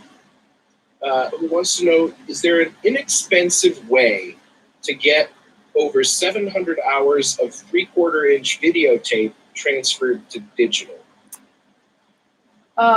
Okay, editors, is there an inexpensive way? Yeah, you get another computer that isn't tied to anything else. You get a 3/4 video deck, which are not expensive to buy or use anymore. In fact, I have one. And you set up an analog translator that turns that signal into digital, and you just run it off to the side while you're doing other things and just sit there and camp out and do it. There's really no other way to do it. You got to get a really good head cleaner too, because those old tapes come off the heads quickly, and you'll be in the house of pain trying to get a clean signal out of those without cleaning the tapes off the heads all the time. You become an expert at head cleaning 3/4-inch video decks. But that's the only way. I have done it before. I've had people give me 3/4 tapes. I've done it with my own tapes. And it's really the only way to do it, that you're not going crazy or spending a fortune having someone else do it. So that's my 2 cents for it. Okay. Any other methodologies? Okay, well, great. Thanks, David. Okay, so onward. I guess we're up to Bonnie. Or have we done Mark Akash? Oh no, Mark, we missed you. I'm sorry, the picture shifted on my screen. Hello, Mark. Hello. What's up? Okay, so I don't know if the person's still listening, but I'd like to throw a couple of names into the list of directors who, really know how to set tone, because if you really want to learn how to do that for film, two of my favorite directors, David Cronenberg and Peter Weir, do it really well. But the directors you really want to talk about are, and I'm sure David Bartlett will agree with this, Ridley Scott, Terry Gilliam, and without a doubt, probably the best, Akira Kurosawa. You want to watch movies like Ron and stuff like that. Kurosawa knew how to set a tone and mood so well. So that's my 2 cents. Okay. All right. So hi everyone. My name is Mark. I'm an editor. Project I'm working on right now is pretty much taking over my life, but it might lead to a lot of work. Fingers crossed as soon as this COVID thing's over. So that's been going pretty well. It's kind of taken over my life too much, so I haven't got too far further on my personal stuff, like my website, my podcast, and my film, but those are so close to done that in the next week or two, I should be telling everybody, hey, go check out my website. Hey, my film's done. I'm going to start submitting it to festivals. They are literally 99.5% done and almost ready to go. Although I still need a name for my website, which I'll be posting on the table email tomorrow, a description, and see if anybody has any ideas. I talked to David Edison today about interesting ideas of going about getting a title, so we're going to think about that a little bit, and I think that's kind of it. Congratulations, but that's really exciting. How many hours have you put into this? Into what? Into your projects, into the. I put the website and the podcast. I put quite a bit of time into because, well, I've already recorded 3 episodes of the podcast with some pretty good names. One is a table member, Joseph Doherty. But I had to put a lot of hours into building the website because I don't know the first thing about building a website. So it was one of those things where it's kind of like, okay, I got to learn from scratch. And that's pretty much done. And now I'm writing reviews to put up there. So people who don't know, I don't know if there's any new people, I'm basically creating a website and podcast that discusses, movies that need a bigger audience, or maybe had a big audience the time they came out, but people have forgotten about them, and so deserve to be revisited. The idea is basically next time you're flipping through Netflix or Vudu or Amazon, and you're thinking about watching that Star Wars movie for a 3rd time, maybe try something new that maybe you've never heard of. And you'll find that there's a lot of stuff out there that's really good that you may have never heard of. And so I've spent a lot of time on this, but because I'm a one-person band, putting it together, it's taken a lot longer than I ever thought it was going to. But once it's up, then it's 1 review a week and 1 podcast a month, and it should go a lot easier and a lot faster. And the short film, don't ask me how long I spent on that, way too long, but COVID really put a nail in like a coffin for that, because it's so hard to do sound and effects and all that stuff with people when you can't go to their office and work with them. And so yes. Do you know about this film that's out now? It's called Oxygen. I've heard of it. Netflix feature, amazing film. It's one woman essentially for the whole film, and I won't give you spoilers beyond that. But it's like from the first moment you're like, you don't even know what you're watching from the first scene. You never quite know what you're watching for a long time, but you can't stop watching, and then it becomes this whole thing that's just, it's incredible. Anyway, that's something that's out right now. People don't hear much about it, that you might want to include in it as a current film that people could watch. That's actually interesting, because most of my films that I'm reviewing are from the 80s, 90s. Right. But nothing new. So I'll check that out, because I'd like to put something like that maybe come out in the last year or 2 up there. That maybe I love Another Earth, which not many people have seen, and I love also Moon, which not that many people have seen. Well, we've seen them. We've seen them all. I'm curious about this Oxygen, though. Now that you said it, the idea reminds me of a movie called Lock, which was just the one actor. Oh, that was amazing. Oh, by the way, Oxygen is better in French. They have it in English and French. It's better in French. Yeah, you need to watch it in French with the subtitles. That's true. Is it like an original and a remake, or is it just they dubbed it? No, she's French. It's a French. It No, was done in they French. did a dub version. Okay, so well, I always watch everything in subtitles. It's just the reason I ask is, I have to make it clear when I write a review for something that it's the original a lot of times. Oh, yes. Because, I don't want people to mistakenly watch the well, sometimes the remake's okay, but there have been a couple where it's like, this is a great movie, but the remake is really bad. Yeah. And I gotta make sure that people don't mistake the two. Yeah. I can't stand watching the dub versions either. I No. can't watch the dub Das Boot, and it's just making me crazy. Like, I don't like watching the dub versions either because I'm an editor, so when the lips don't match the dialogue, it just drives me crazy. Plus, the performances are different. Yeah. You know, because you got an actor who didn't do the original role doing the performance kind of thing. The only time dubs work for me is when, like a movie like Inframan, where it's kind of adds a corny take to an already corny film. But yeah, no, I'll check out Oxygen, and I'll make sure to watch the dub because I would like to get some newer movies up there. I'd also like to get some older movies up there as well. I'm well versed in everything from like 1975 to present day. So anything before 75, if anybody ever has a suggestion for something, let me know. Mark, did you watch that Indian epic Fritz Lang thing I gave you? Not yet. The funny thing about that is it's dubbed it's not dubbed, it's originally in German.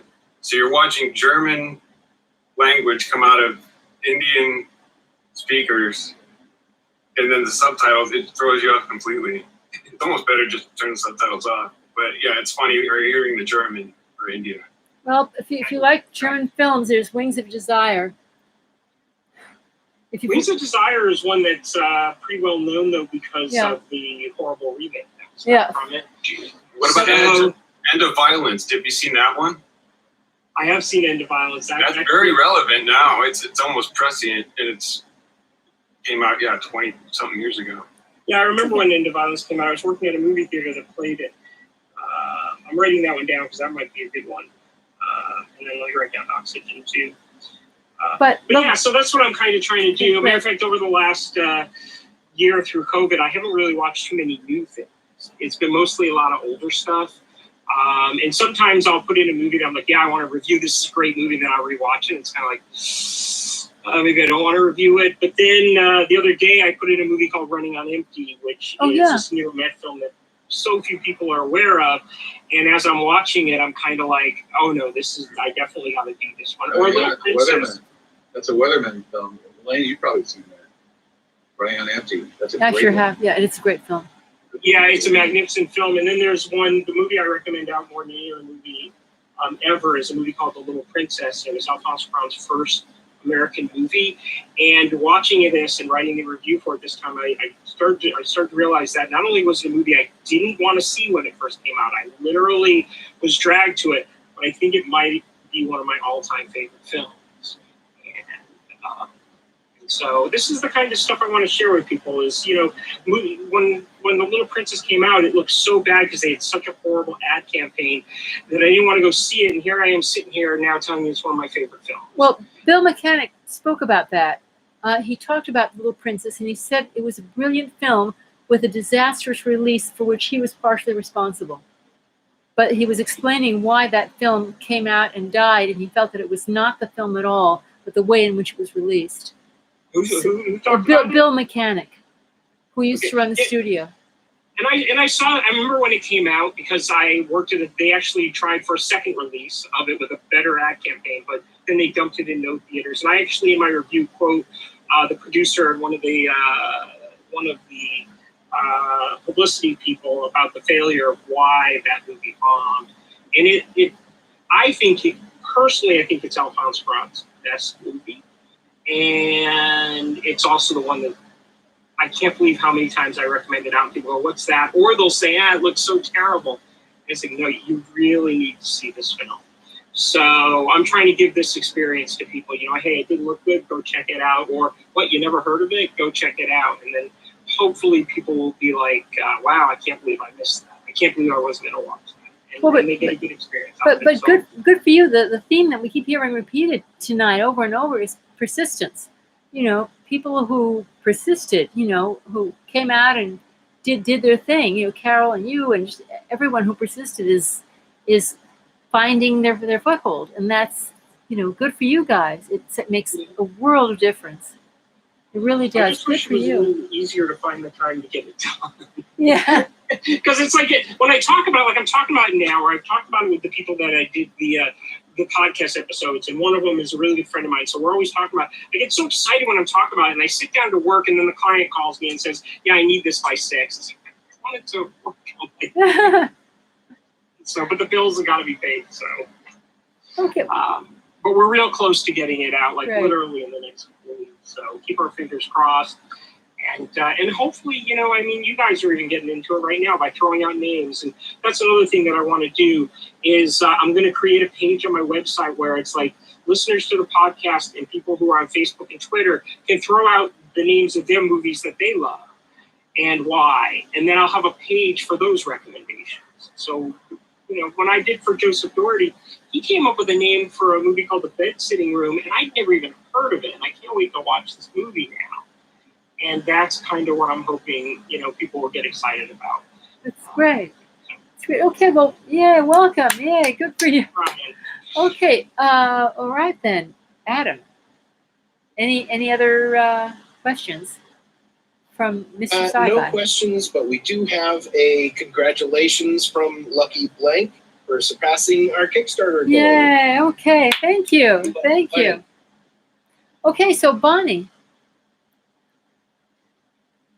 Okay, Bonnie Janowski, composer, and working on a lot of different things. First of all, of course, Mike Lopez film, superbly directed by Tamira. You're done. Who's here? May not be pronouncing it right. You're done. Of course, edited by Dave, and so yeah, it's a really great project. And let's see, starting to write songs for someone's lyrics, and starting to work on 2 new musicals. There's more. Did some logos for some people, and our composers group putting out another album, so working on some songs for that, and collaborating with some of the people on that, and just a whole bunch of stuff. But and with some are with table members, and actually somebody who hasn't been keep saying they're coming back. They're not here again today, but they want me to do some arrangements for them on some songs. So just a lot of different things, but anybody needing music or anything, I'm around. So I guess that's pretty much it for now. Okay, well, samples at your website? Oh, I do. And I'll put that in the chat. Yep. Okay, great. Yes. Yeah, everybody's saying as soon as Bonnie's done, we get to see this beautiful film. So we're counting on you. Okay. So speaking of Mike, by the way, Mike Lopez, he was scheduled for surgery a while back that was postponed. Oh, dear. He's trying to find somebody who knows how to rid him of liver cancer. Okay. So they're going to apparently do a procedure, with the scopes and the lasers where they burn it off. It's just supposedly a very early stage. So he's been rescheduled, last I heard, for tomorrow. So okay, fingers crossed. All good thoughts to our friend Michael Charles Lopez. Do you know what hospital he's staying at? It's that one that Judith liked so much. No. The Killer Hospital. The Killer Hospital. I do not. I don't know what hospital okay. he's at. Okay. I'd offer to crochet him a beanie as I did for another friend of mine who has cancer, but I think he's already bald without even the chemo, right? Yeah. Okay, so anyone else from Mr. Sci-Fi? Adam? No new comments or questions. All right. So finally, Michelle. Okay, I'm unmuted. I don't know. I don't have a lot new, so I thought I would go back on some things that were mentioned here. one of the auditions, the voice, you can tell she's an actress, right? I did a voice audition last week that Adam taped for me, and I got amazingly a gracious, lovely thank you back from the person for whom I auditioned, but not the job. It was stunning. Usually, I mean, it's like doing auditions, it's like writing letters to Santa Claus. You put them in the fireplace and they go up in smoke and you never hear anything. But this was very nice.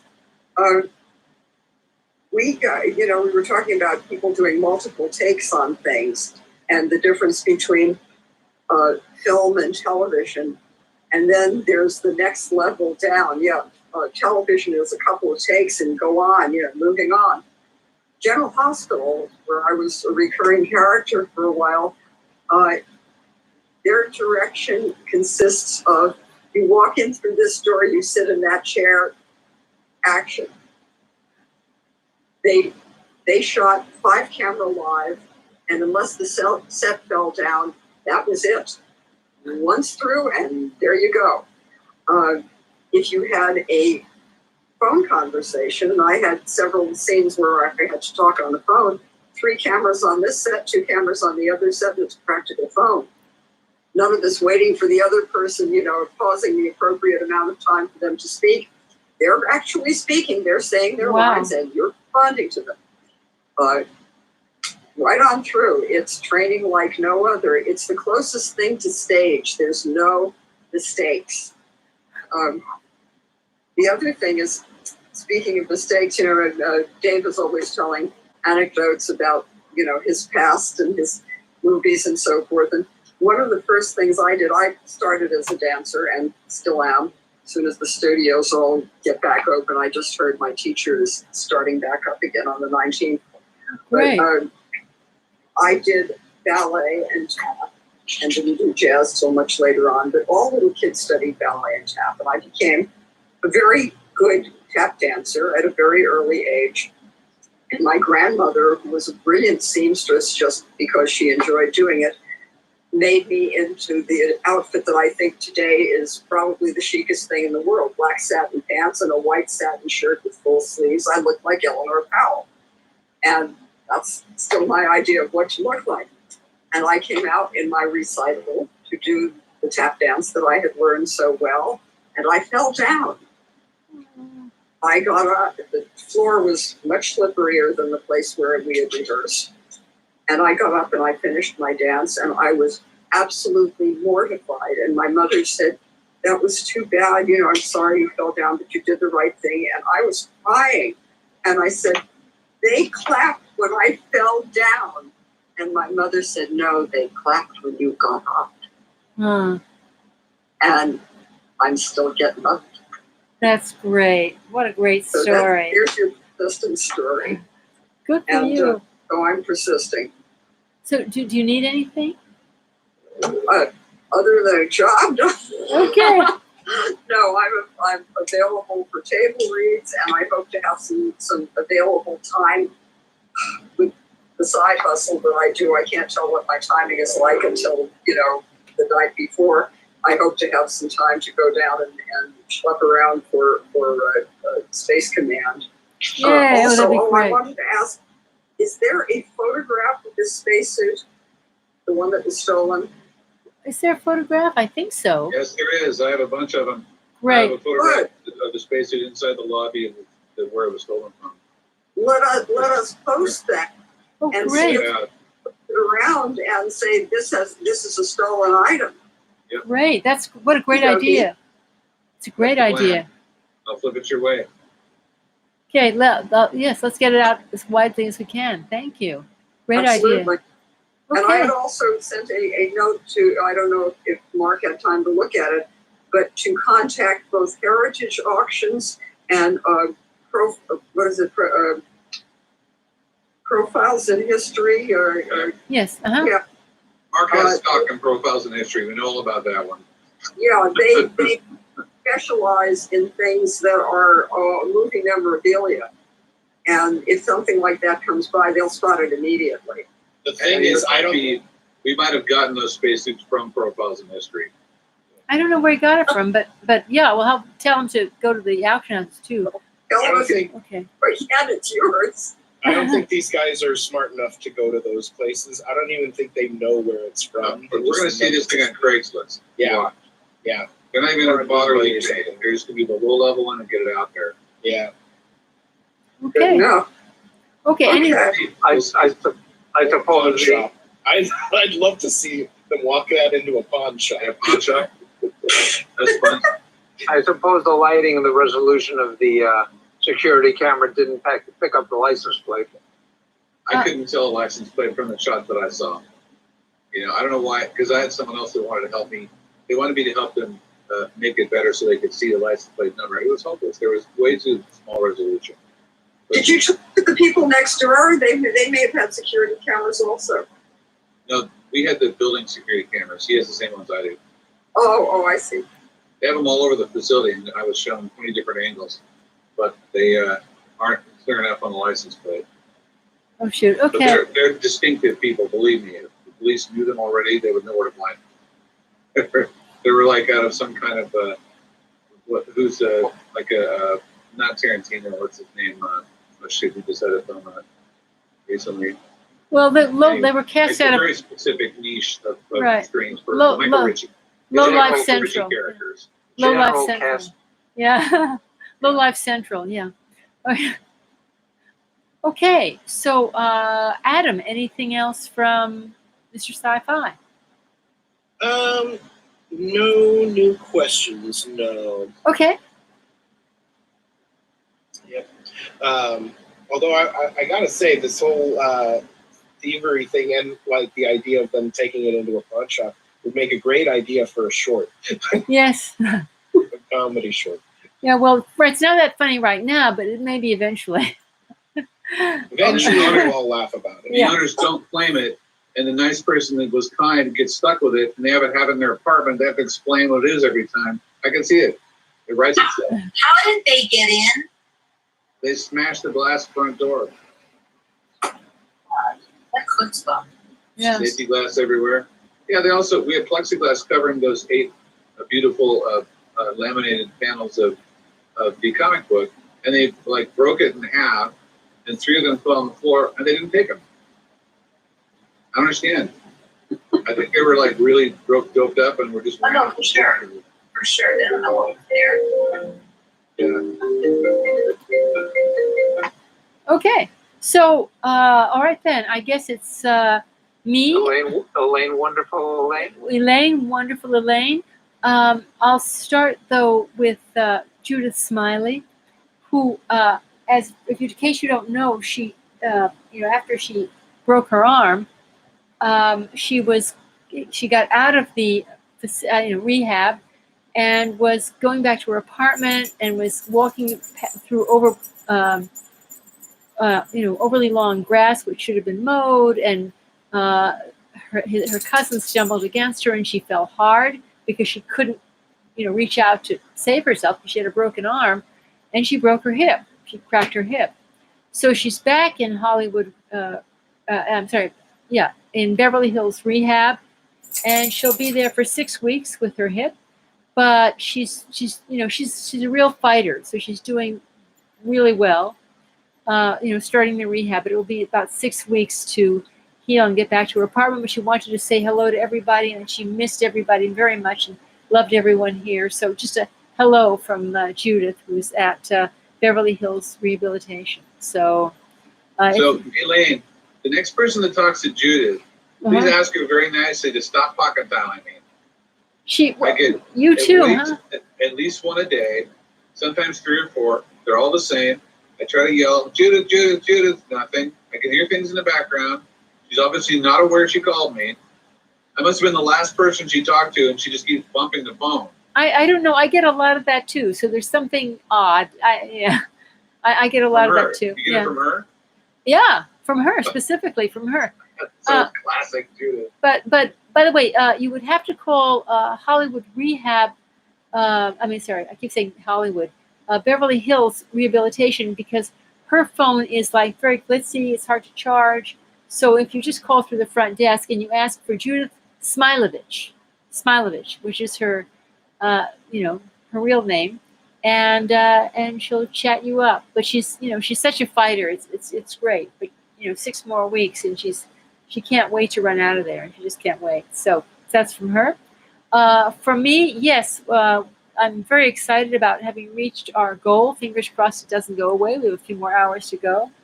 And I'd like to thank everybody on the team who was killing themselves to meet that, and everyone who donated. Thank you so much. Trying to jump right back in. Mark is desperate to shoot. And visual effects are coming together, thanks to Dave and David and so many other people, putting making it look good. And then we're going to be able, with all of this new evidence, we can go out and try and sell it for actual money.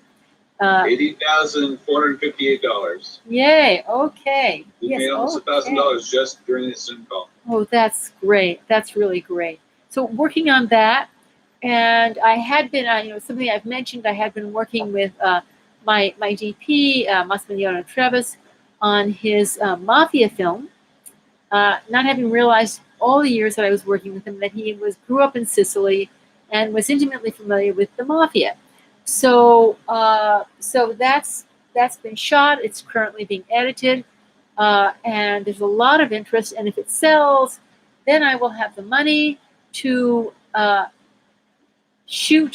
finally shoot one of my films, which will probably be The Voiceless Roar.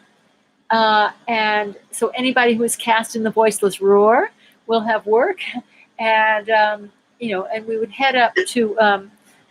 And we found there's a very nice Fillmore.